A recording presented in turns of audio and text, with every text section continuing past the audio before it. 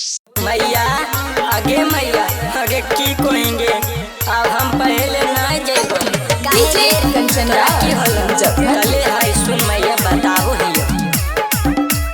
जिला नवादा जमुई के हमें करे ना जेबो कोचिंग आगे सुनेंगे मैया काहे गे की होलो सुनेंगे मैया। जिला नवादा जमुई के हमें करे ना जेबो कोचिंग आगे सुनेंगे मैया हे गे सुनेंगे मैया कि लाइन मारो हो टोटो डे बरवागे सुनेंगे मैया लाइन मारो हो टेम्पू डे बरवागे सुनेंगे मैया एकदम तबाह करके रख लिए हो मैया। डीजे कंचन मुजफ्फरपुर।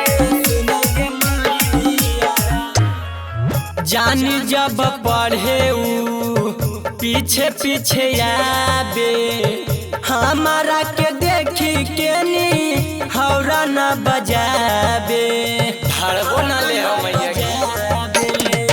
जानी जब पढ़े मैया पीछे पीछे आबे हमारा के देखी के नी हौरा न बजाबे हकम गहिया छौड़ा हमारा खिचो सूट सलवार आगे सुनेंगे मैया हकम गहिया छौड़ा हमारा खिचो सूट सलवार आगे सुनेंगे मैया हे गे सुनेंगे मैया कि लाइन मारो हो टोटो ड्राइवर आगे सुनेंगे मैया कि लाइन मारो हो टेम्पू ड्राइवर आगे सुनेंगे मैया।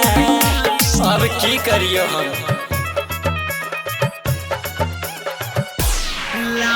डीजे कंचन मुजफ्फरपुर।